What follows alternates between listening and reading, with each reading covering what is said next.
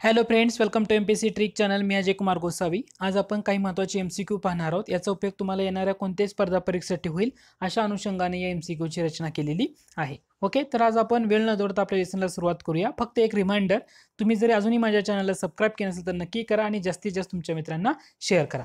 आपला आजचा पहिला प्रश्न आहे तो म्हणजे खालीलपैकी कोणत्या कायद्यानुसार बंगालच्या गव्हर्नरला गव्हर्नर जनरल हे पद देण्यात आलं, तसेच मद्रास व मुंबईच्या गव्हर्नरला काय म्हटलं, बंगालचा गव्हर्नर जनरलच्या अधीन ठेवण्यात आलं. ओके, जे असं म्हटलेलं आहे. ओके, याचं उत्तर जर बघितलं तर तो येतो सुरुवातीचा कायदा. त्याला म्हटलं जातं 1773चा रेग्युलेटिंग ऍक्ट. या रेग्युलेटिंग ऍक्टनुसार काय केलं होतं, तर जो बंगालचा गव्हर्नर आहे तर त्याला गव्हर्नर जनरल हे पद देण्यात आलं होतं. ओके, गव्हर्नर जनरल बंगालच्या गव्हर्नरला, आणि मद्रास आणि मुंबईचे जे गव्हर्नर आहेत तर ते बंगालच्या गव्हर्नर जनरलच्या अंडरखाली आणण्यात आलेले होते. कोणत्या? 1773च्या रेग्युलेटिंग ऍक्टनं. ऍक्च्युली हा कायदा करायचं कारण काय? प्रश्नाचं उत्तर कळालं, परंतु कारण काय ते तुम्हाला समजणं गरजेचं आहे. ओके, आता याची सुरुवात होते east India company. Okay, east India company म्हणजे मी EIC शॉर्टमध्ये लिहितो. या ईस्ट इंडिया कंपनीची स्थापना कधी झाली? मी जर तुम्हाला असं विचारलं तर तुम्ही उत्तर सांगू शकाल का? येस, डेफिनेटली तुम्ही सांगू शकता. 31 डिसेंबर. ओके, 31 डिसेंबर 1600. ठीक आहे, 31 डिसेंबर 1600 ईस्ट इंडिया कंपनीची स्थापना झाली होती. आता ईस्ट इंडिया कंपनीची स्थापना झाल्यानंतर त्याचे जे अधिकारी भारतामध्ये आलेले होते तर त्या कालावधीमध्ये म्हणजे जवळजवळ 1770च्या रेंजपर्यंत तिथल्या ज्या ईस्ट इंडिया कंपनीच्या ज्या अधिकाऱ्यांनी काय केलेलं आहे तर बराचसा भ्रष्टाचार भारतामध्ये चालवलेला होता. आणि या भ्रष्टाचारामुळं काय करण्यात आलं होतं तर त्यांनी इंग्रजांकडे म्हणजे ब्रिटिश संसदेकडे त्या ईस्ट इंडिया कंपनीनं काय मागितली होती? मदत मागितली होती. मग ब्रिटिश संस्थेने त्यांना लगेच मदत केली का? तर डेफिनेटली नाहीये. त्यांनी त्यांच्यासाठी 2 कमिट्या नेमल्या होत्या 1772 साली. ओके, 2 कमिट्या नेमल्या होत्या. ओके, 2 कमिट्या, एक होती प्रवर समिती होती ती 31 सदस्याची आणि दुसरी होती गुप्त समिती. ओके, ती होती 13 सदस्याची. मग ब्रिटिश संसदेनं काय केलं, ह्या ज्या कमिट्या नेमल्या होत्या या कमिट्यांच्या रिकमेंडेशन घेऊन काय केलं, ज्या ईस्ट इंडिया कंपनीला काही प्रमाणामध्ये कर्ज दिलं, परंतु कर्ज देताना काही अटी टाकल्या आणि त्या अटी कोणत्या कायद्याच्या स्वरूपामध्ये त्यांनी आणल्या होत्या तर 1773च्या रेग्युलेटिंग ऍक्टनुसार. ओके, तर ह्या कायदा त्यामुळं महत्वाचा ठरतो. पुढचा प्रश्न आहे 1773चा रेग्युलेटिंग ऍक्ट या कायद्यानुसार बंगालचा पहिला governor general lord Warren Hasting हा बनला होता. तर खालीलपैकी कोणाची 5 वर्षासाठी कार्यकारी मंडळावर नियुक्ती करण्यात आली होती असं विचारले. आता याच्यामध्ये जर तुम्ही बघितलं, फिलिप्स फ्रान्सिस क्लेवरिंग, मॉन्सन बॉरवेल आणि खाली एलिझा इम्पे आणि चेंबर्स लिमेस्टर असं दिलेलं आहे. तर याच्यामध्ये बघितलं तर 4 व्यक्तींची नेमणूक करण्यात आलेली होती. त्याच्यामध्ये येते पर्याय क्रमांक 4 हे उत्तर अचूक आहे. अचूक उत्तर म्हणजे 1 आणि 2 ही काय आहे? बरोबर आहे. 1 आणि 2 मध्ये काय येतं? फिलिप फ्रान्सिस क्लेवरिंग, त्यानंतर मॉन्सन किंवा मॉन्सून असं म्हटलं जातं त्यांना, आणि बोरवेल या सर्वांची नियुक्ती करण्यात आलेली होती. मग पहिला गोष्ट लक्षात ठेवायचं, 1773च्या रेग्युलेटिंग ऍक्टनं काय झालं तर बंगालचा जो गव्हर्नर आहे तर त्याला काय नाव मिळालं? बंगालचा गव्हर्नर जनरल. आणि कोण पहिल्यांदा बंगालचा गव्हर्नर जनरल तर लॉर्ड वॉरेन हेस्टिंग हा पहिला गव्हर्नर जनरल बनलेला होता. मग आता तुम्हाला याच्यामध्ये इतर गोष्टी लक्षात ठेवणं गरजेचं आहे. त्यांच्यासाठी जे नेमलेलं कार्यकारी मंडळ होतं त्याच्यामध्ये 4 व्यक्ती येतात महत्वाच्या: फिलिप फ्रान्सिस, क्लेवरिंग, मॉन्सन आणि बोरवेल. ओके, दुसरं महत्वाची गोष्ट म्हणजे कलकत्त्याला सर्वोच्च न्यायालयाची स्थापना कधी झाली तर 1774 मध्ये. ओके, 1774 मध्ये. ठीक आहे. दुसरं म्हणजे इथे ऑप्शनमध्ये तुम्हाला एक नाव दिले, एलिझा इम्पे नाव दिले. कळते का? एलिझा इम्पे म्हणजे कोण? हा जो वॉरेन हेस्टिंग आहे पहिला गव्हर्नर जनरल याचा तो मित्र होता, वर्गमित्रच म्हणा थोडक्यात, ते जो मित्र होता. एलिझा इम्पे कोण होता तर जे कलकत्त्याला न्यायालय स्थापन करण्यात आलं होतं सर्वोच्च न्यायालय, तर त्याचा तो न्यायाधीश होता. आता या दोघांनी मिळून ना बऱ्याचशा प्रकरणामध्ये बरंचसं इश्यू केलेलं आहे. म्हणजे एक महत्वाचं प्रकरण आहे की जे खूप न्यायाची हत्या असं त्या प्रकरणाचं वर्णन केलं जातं. ते प्रकरण म्हणजे नंदकुमार खटला. हा सुद्धा यांच्या कार्यकाळामध्ये घडलेला आहे आणि हा घडण्यामध्ये ना या दोघांचं महत्वाचं योगदान आहे. ओके, कोण?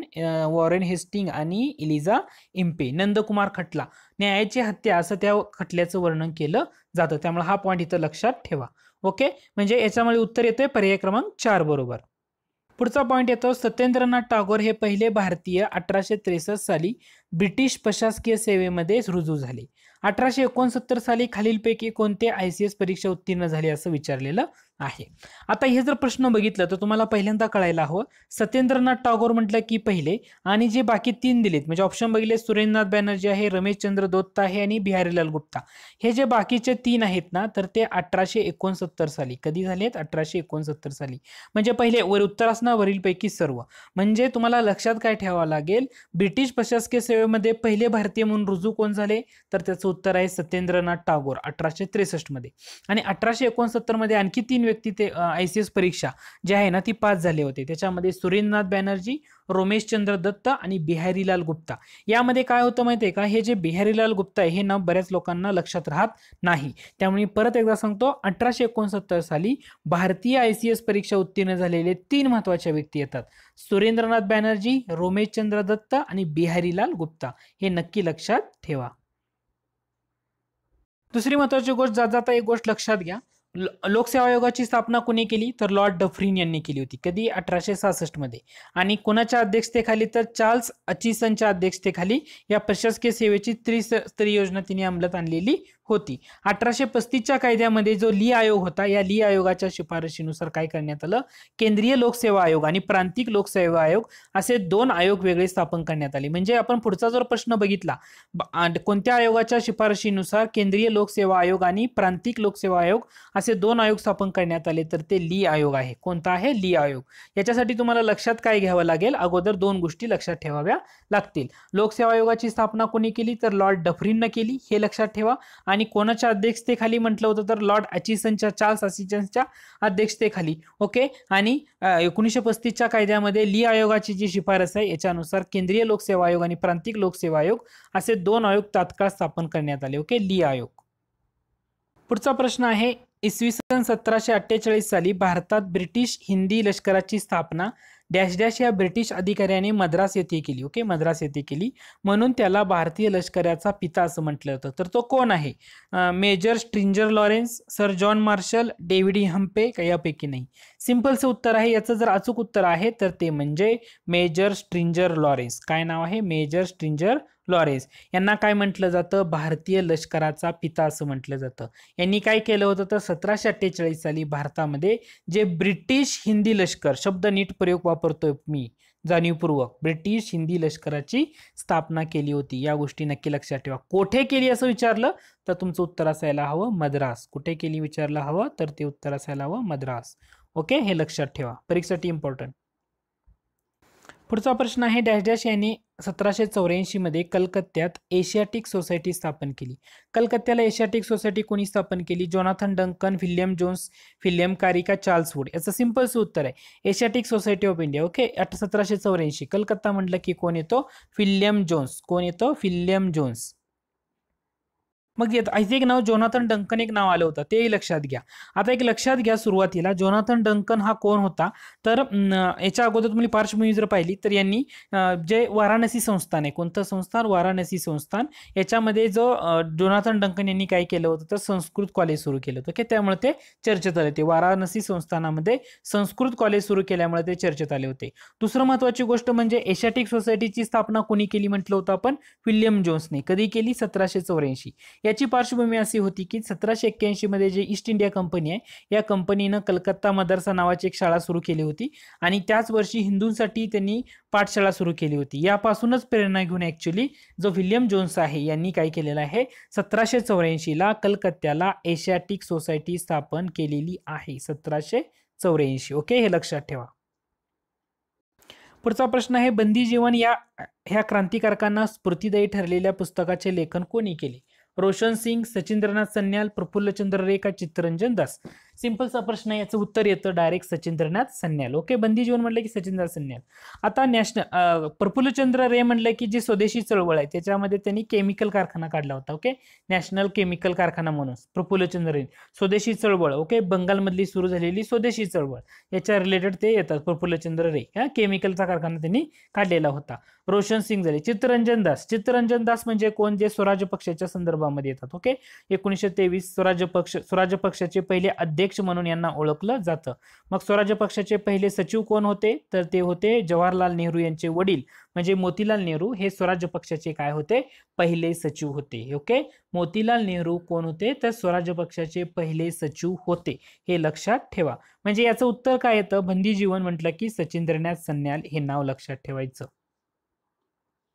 पुढचा प्रश्न आहे, शाहू महाराजांनी शाहूपुरी ही बाजारपेठ कोणत्या ठिकाणी वसवली, कोणत्या साली वसवली. ओके, तर हे जर बघितलं तुम्ही 1895, 97, 93, 99 अचूक उत्तर येतं 1895. ओके, 1895ला शाहूपुरी ही बाजारपेठ वसवली होती. कुठं, कोल्हापुरामध्ये, कोल्हापुरात शाहूपुरी. ओके, आणि कशाची होती, तर ती गुळाची बाजारपेठ होती. कशाची बाजारपेठ होती, गुळाची बाजारपेठ. ओके, गुळाची बाजारपेठ ती होती, हेही जाता जाता नक्की ध्यानात घ्या. ओके, हा एक पॉईंट आहे, ज्याचा फक्त माहित असू द्या. पाटील शाळा, तलाठी शाळा ह्या गोष्टी नक्की लक्षात घ्या. 1912, 1918. पुढचा प्रश्न आहे, द मोहम्मडन लिटररी सोसायटी ही संस्था खालीलपैकी कोणी स्थापन केली. सर सय्यद अहमद खान, खान अब्दुल गफार खान, अब्दुल लतीफ का Ashfaqulla Khan. The Mohammedan Literary society असं म्हटले. दोन गोष्टी असतात.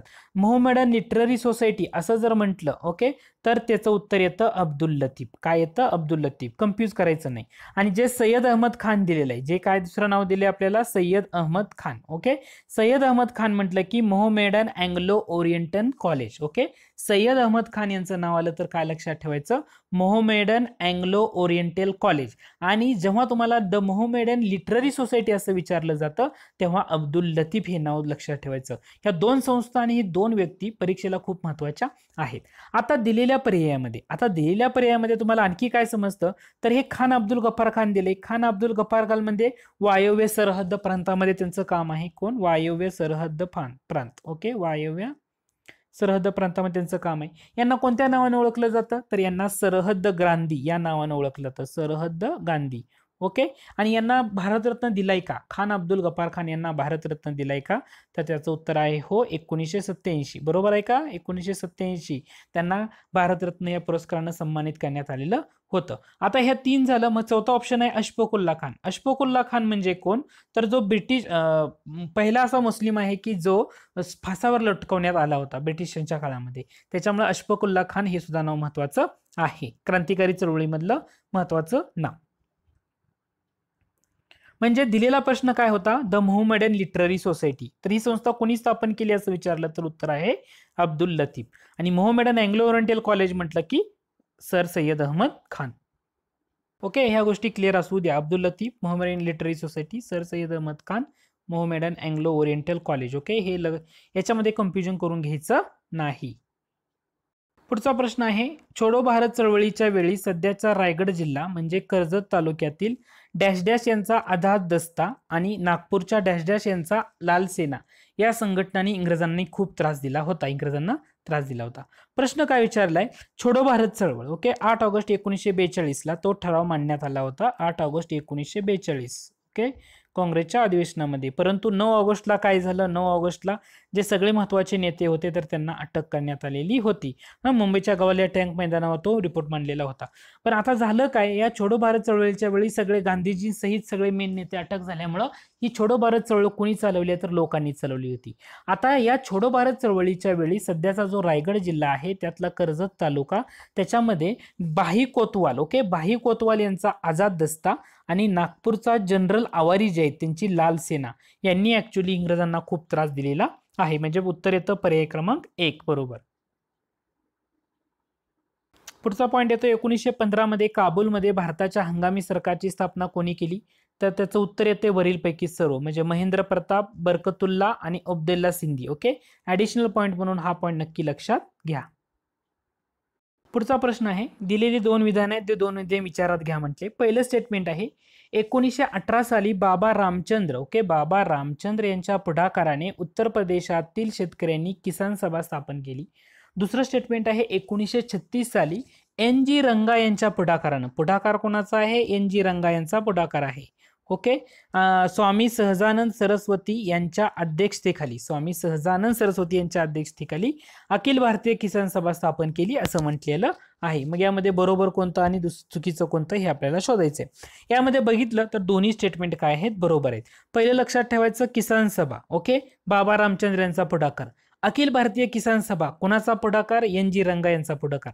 परंतु अध्यक्ष कोण होतं हा पॉईंट तेवढाच महत्वाचा आहे, स्वामी सहजानंद सरस्वती. पहिली होती किसान सभा 1918 मध्ये. आताची जी अखिल भारतीय किसान सभा होती 1936 ची. ही जी अखिल भारतीय किसान सभेचं दुसरं अधिवेशन कुठं पार पडलं, जे काँग्रेसचं महत्वाचं अधिवेशन होतं ग्रामीण भागातलं फैजपूर अधिवेशन, या अधिवेशनामध्ये अखिल भारतीय किसान सभेचं दुसरं अधिवेशन तिथं घेण्यात आलेलं होतं. आणि दुसऱ्या अधिवेशनाला अध्यक्षपद कोणाला देण्यात आलं होतं, तर NG रंगा यांना त्याचं अध्यक्षपद देण्यात आलेलं होतं. हाही पॉईंट तिथं तेवढाच महत्वाचा ठरेल. पुढचा प्रश्न आहे, खालील विधाने विचारात घ्या. पहिलं स्टेटमेंट आहे 1829 मध्ये लॉर्ड बेंटिकनं सतीबंदीचा कायदा केला. दुसरा स्टेटमेंट आहे 1856 साली डलहौसीने विधवा पुनर्विवाहाचा कायदा केला. विचारले कोणतं बरोबर कोणतं चुकीचं. सिंपलच आहे, दोन्ही विधानं बरोबर आहेत. आता तुम्हाला जेव्हा लॉर्ड बेंटिकचा तुम्ही अभ्यास करत असाल तर दोन गोष्टी लक्षात ठेवायच्या. ॲडिशनल गोष्टी सांगतोय बरं का. लॉर्ड बेंटिकने सतीबंदीचा कायदा केला, मदत कोणी केली, राजाराम मोहन राय. कोणी मदत केली होती, राजाराम मोहन राय. लॉर्ड बेंटिक यांच्याबद्दल लक्षात ठेवताना पहिली गोष्ट लक्षात ठेवायचं, तुम्हाला जर असा प्रश्न विचारला, कुर्ग हे संस्थान खालसा खालीलपैकी कोणत्या गव्हर्नर जनरलच्या कार्यकाळामध्ये झालं. कुर्ग संस्थान कोणाच्या कार्यकाळामध्ये झाले, तर लॉर्ड बेंटिकच्या. दुसरा प्रश्न मी असा विचारला, सेशन जज हे पद कोणाच्या कार्यकाळामध्ये निर्माण झाले. कोणतं पद, सेशन जज पद. तर हे कोणाच्या कार्यकाळामध्ये निर्माण झाले असं जर विचारलं तर त्याचं सुद्धा उत्तर काय आहे, लॉर्ड बेंटिक आहे. त्यामुळं या प्रश्नाचं उत्तर बघितलं, दोन्ही विधानं बरोबर, हे अचूक ठरतं. पुढचा प्रश्न येतोय, 1907 साली जमशेदजी टाटा यांनी डॅश डॅश येते, ओके, जमशेदजी टाटा यांनी डॅश डॅश येते टाटा आयर्न अँड स्टील कंपनीचा पोलाद निर्मितीचा कारखाना काढला होता. अहमदपूर, जमशेदपूर, अलाहाबाद आणि अहमदाबाद. सिंपलच आहे. 1907 जमशेदजी टाटा यांनी कुठं काढला होता, जमशेदजी टाटा, ओके, जमशेदपूर या ठिकाणी टाटा आयर्न अँड स्टीलचा कंपनीचा जो कारखाना आहे तो काढलेला होता. पुढचा प्रश्न येतो, कोल्हापूर संस्थानात माणगाव येथे 1920 मध्ये दलित अस्पृश्यांची परिषद भरवली होती.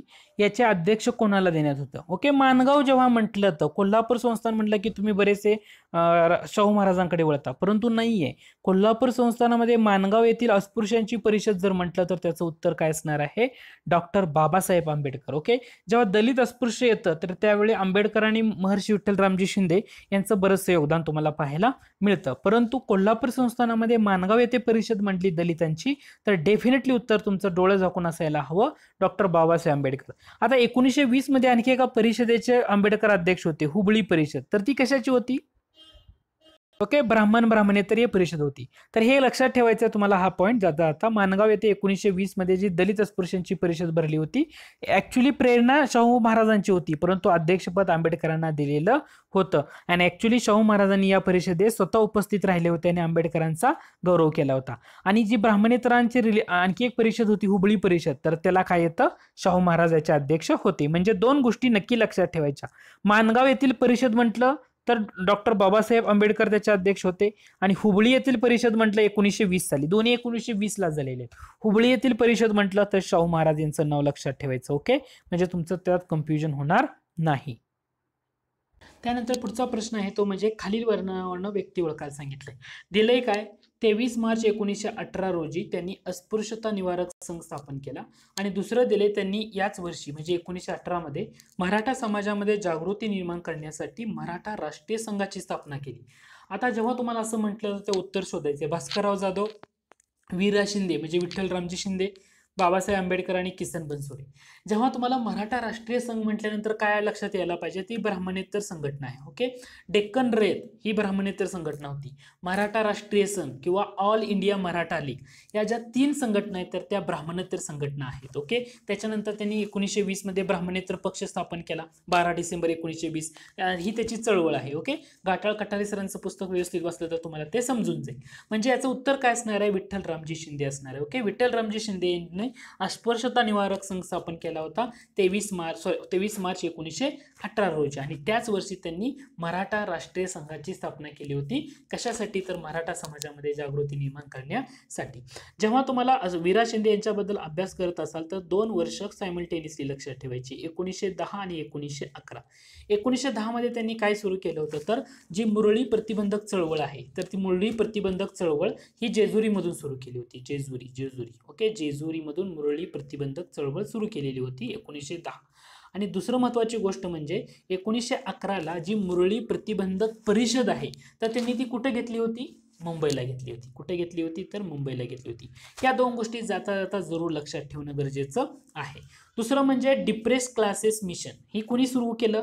तर वि. रा. शिंदे यांनी सुरू केलं depress classes mission. Okay, October 1906 मध्ये. कधी सुरू केलं होतं? ऑक्टोबर 1906 मध्ये डिप्रेस क्लासेस मिशन. हे गोष्टी जाता जाता नक्की माहीत असू द्या. ओके, वि. रा. शिंदे, महर्षी विठ्ठल रामजी शिंदे. डॅश डॅश यांनी निष्काम कर्मयोगी अशा उपाधीने विठ्ठलरामजी शिंदे यांचा गौरव केलाय. कोणी म्हटलंय निष्काम कर्मयोगी? तर ते म्हटलेलं आहे सयाजीराव गायकवाड नाही, शाहू महाराज नाही, किंवा बाबासाहेब आंबेडकर नाही. उत्तर आहे माधवराव बागल. भाई माधवराव बागल यांनी निष्काम कर्मयोगी अशा उपाधी देऊन विठ्ठलरामजी शिंदे यांचा गौरव केलेला आहे. विठ्ठलरामजी शिंदे तुम्ही इतिहासामध्ये वाचला असेल. जनाक्का शिंदे. जनाक्का शिंदे म्हणजे कोण? जनाक्का शिंदे म्हणजे विठ्ठलरामजी शिंदे यांच्या त्या भगिनी होत. ओके, त्यांनी खूप मदत केलेली आहे जनाक्का शिंदे यांनी सुद्धा विठ्ठलरामजी शिंदे यांना. उत्तर येते भाई माधवराव बागल. त्यानंतर पुढचा प्रश्न येतो, महर्षी शिंदे म्हणजे महर्षी विठ्ठलरामजी शिंदे यांच्या सहकार्यानं इंग्लंडमधल्या डोमेस्टिक मिशनच्या धर्तीवर दयाराम गिडुमल यांनी डॅश डॅश मध्ये जुलै 1907 मध्ये सुरू केलं. काय सुरू केलं? तर निराश्री सेवा सदन, अहिल्याश्रम का अस्पृश्य निवारक संघ. आणि याच्या कार्यामध्ये शिंदे यांच्या बहीण जनाक्का व इतर महिलांनी पुढाकार घेतला. जेव्हा ही गोष्ट येते, जनाक्का शिंदे येतं आणि दयाराम गिडुमल येतात. ओके, आणि मदत सहकार्य कोणाचं होतं? तर महर्षी विठ्ठलरामजी शिंदे. तर डेफिनेटली कुठे यायचं तुमचं उत्तर असलं पाहिजे, निराश्रित सेवा सदन. ओके, जनाक्का शिंदे यांचं कार्य म्हटलं तर जुलै 1907 मध्ये सुरू केलेलं, काय सुरू केलेलं? निराश्रित सेवा सदन. याच्यामध्ये जनाक्का शिंदे, दयाराम गिडुमल आणि इतर महिलांचा पुढाकार आहे. परंतु यांना सहकार्य कोणी केले? तर महर्षी विठ्ठलरामजी शिंदे यांनी त्यांच्यासाठी सहकार्य केलेलं होतं. हे लक्षात असू द्या. पुढचा प्रश्न आहे, थंड गोळा होऊन पडलेल्या महाराष्ट्राला ऊब देऊन जिवंत करण्याचं कार्य रानडे यांनी केलं असं कोणी म्हटलंय? ओके, लोकमान्य टिळक, गोखले, आगरकर का महात्मा गांधी? एक लक्षात ठेवायचं, याचं उत्तर येते लोकमान्य टिळक. जरी लोकमान्य टिळक आणि रानडे यांच्यामध्ये मतभेद असले किंवा त्यांच्यामध्ये बऱ्याच गोष्टीमध्ये क्रॉसिंग जरी असलं तरी हे वाक्य कोणाचं आहे? लोकमान्य टिळक यांचं आहे. ओके, थंड गोळा होऊन पडलेल्या महाराष्ट्राला ऊब देऊन जिवंत करण्याचं कार्य कोणी केलं? तर रानडे यांनी केलं. ओके, असं म्हटलेलं आहे. मग महादेव गोविंद रानडे. रानडे म्हटलं की दोन गोष्टी लक्षात ठेवायच्या. ओके, महादेव गोविंद रानडे म्हटलं की दोन गोष्टी, दोन्ही परिषदा. ओके, एक पहिली परिषद 1887 साली स्थापन केलेली, त्या परिषदेला काय म्हणतात? सामाजिक परिषद. ओके, आणि दुसरी परिषद त्यांनी स्थापन केली होती ती म्हणजे 1890 ला औद्योगिक परिषद. म्हणजे ही जी भारतीय सामाजिक परिषद होतं, या परिषदेचं अधिवेशन 1887 पासून 1895 पर्यंत काँग्रेसच्या अधिवेशनाला जोडून घेण्याची प्रथा होती. ओके, रानडे यांनी सुरू केलेल्या कोणती? सामाजिक परिषदेची. ओके, औद्योगिक परिषद म्हटलं की 1890, हेही तुम्हाला तिथं आवर्जून लक्षात ठेवायचं. म्हणजे फिमेल हायस्कूल, बऱ्याच गोष्टी. एकेश्वर निष्ठे यांची कैफियत हा ग्रंथ कोणी लिहिला असं विचारलं तुम्हाला. एकेश्वर निष्ठे यांची कैफियत हा ग्रंथ कोणी लिहिला? तर त्याचं उत्तर असणार आहे रानडे. ओके, गोपाळकृष्ण गोखले. गोपाळकृष्ण गोखले म्हटलं की 1905चं बनारस अधिवेशन. ओके, 1905चं बनारस अधिवेशन, या अधिवेशनाचे ते अध्यक्ष होते. काँग्रेसचं अधिवेशन होतं बनारस, त्या अधिवेशनाचे ते काय होते? अध्यक्ष होते, गोपाळकृष्ण गोखले. गोपाळकृष्ण गोखले म्हटलं की दोन गोष्टी परत लक्षात ठेवायचं. एक म्हणजे भारत सेवक समाज. ओके, 1905 साली त्यांनी तो सुरू केला होता, भारत सेवक समाज. भारत सेवक समाज, मी BSM देतो शॉर्टमध्ये. कशासाठी सुरू केला होता त्यांनी? तर ज्या राष्ट्रीय चळवळीमध्ये चांगले तरुण घडावेत. ओके, देश सेवेसाठी चांगले तरुण घडावेत या उद्देशाने त्यांनी भारत सेवक समाज केला होता. परीक्षेला विचारताना बऱ्याच वेळा आयोग कसं कन्फ्यूज करतं, तुम्हाला देताना म्हणतं भारत सेवक समाज आणि काही ठिकाणी देतं भारत कृषक समाज. जेव्हा भारत सेवक समाज असं दिलं जातं तेव्हा उत्तर असतं गोपाळकृष्ण गोखले. परंतु भारत कृषक समाज कोणी स्थापन केला असं जर विचारलं तर तुमचं उत्तर काय असायला हवं? पंजाबराव देशमुख. काय असायला हवं? पंजाबराव देशमुख. हे लक्षात ठेवा. भारत कृषक समाज म्हटलं पंजाबराव देशमुख आणि भारत सेवक समाज म्हटलं की गोपाळकृष्ण गोखले. त्यानंतर येतात आगरकर. आगरकर म्हटलं की तुम्हाला माहित आहे पहिल्यांदा केसरीचे संपादक होते. आगरकरांनी जे लिखाण केलं ते शक्यतो मराठीमधून जास्त केलं. म्हणजे केसरी मराठा टिळकांनी सुरू केलेलं मराठा आणि केसरी होतं, बरोबर. मराठा हे कोणत्या भाषेमधून होतं? इंग्रजी भाषेमधून होतं. केसरी कोणत्या भाषेमधून होतं? तर ते मराठी भाषेमधून होतं. आगरकरांनी जवळजवळ 1887 पर्यंत केसरीमधून म्हणजे मराठी आवृत्तीतून त्यांनी आपलं लेखन केलं होतं, संपादकीय केलं होतं. परंतु जेव्हा टिळक आणि आगरकर यांच्यामध्ये क्रॉसिंग झालं तेव्हा आगरकरांनी काय केलं? 1888 साली स्वतःच एक वर्तमानपत्र सुरू केलं. त्याला काय म्हटलं जातं? सुधारक असं म्हटलं जातं. म्हणजे सुधारक कोणी चालवलं? तर ते आगरकरांनी चालवलं होतं. याच्यामध्ये पण मराठी आणि इंग्रजी होतं. ओके, मराठी व्हर्जनचं ते एडिशन करत होते, इंग्रजी व्हर्जन गोपाळकृष्ण गोखले यांच्याकडे त्यांनी काम दिलेलं होतं. त्यामुळे आगरकर म्हटलं की हे लक्षात ठेवा. हॅम्लेट शेक्सपियरचं जे नाटक आहे हॅम्लेट, या हॅम्लेट नाटकाचं त्यांनी विकार विलसित असं रूपांतर केलेलं आहे. ओके, विकार विलसित असं रूपांतर केलं, हे लक्षात ठेवा.